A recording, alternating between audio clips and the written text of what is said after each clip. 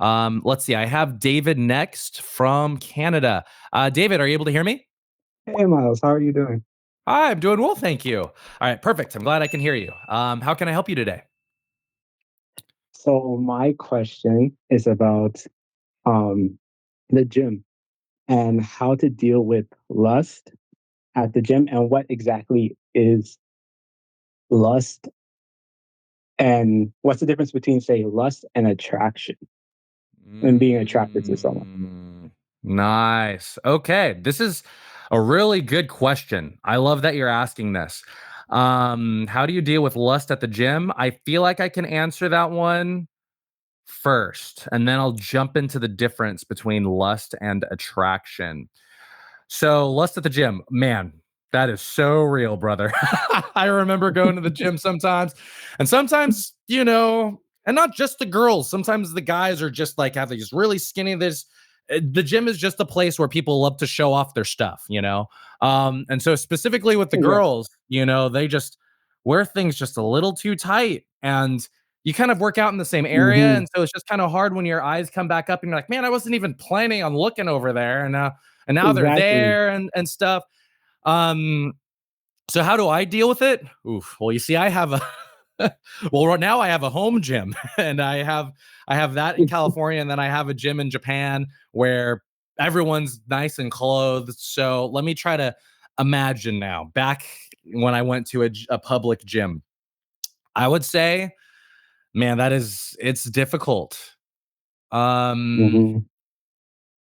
I would probably say one of the things that I would do is I would really focus on why I'm there, and I'd view them as a distraction for my goal. I would have to reformat them in my mind. I would have to have a conversation with myself.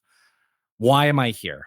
And Mm-hmm. for me, I have very specific reasons why I work out, and it's so that I can get stronger, so that if push comes to shove, anything were to happen, and I had to confront someone bad, that I would have the strength to do so.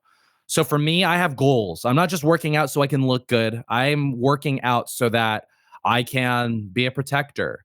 I also have to reformat my goals and like, hold on, I'm also a I'm of God.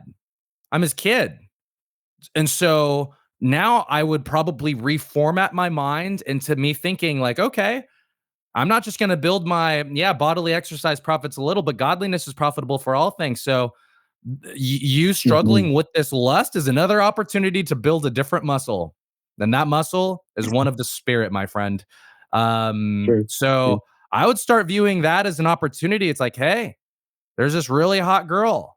And I have one of two things. I can either skip my set and just stare at her, or I can actually make it a point to try to exercise self control. However, I will say that that sounds nice, but it might be like if it's a legitimate stumbling block for you, because it might be.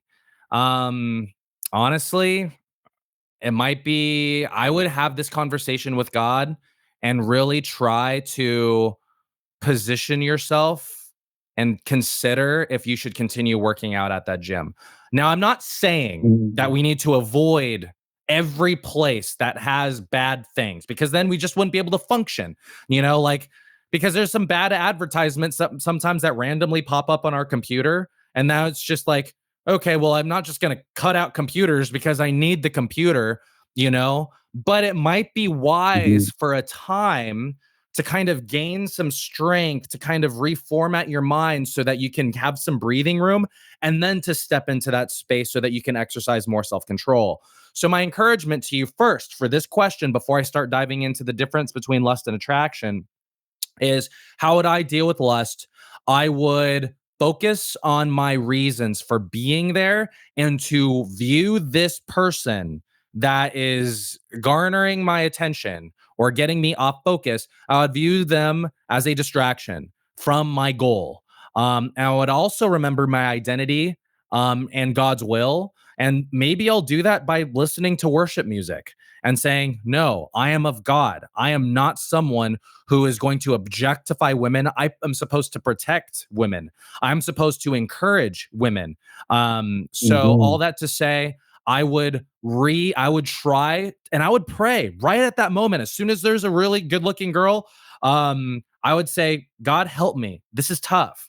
I think that they're really attractive. Help me to view them the way you view them. Help me to see their soul, not just their body. Help me to see their emotions, not just the way they look. So I would try to start viewing them the way that God would want to view them. Next, what's the difference between lust or attraction? And the main focus is of the heart.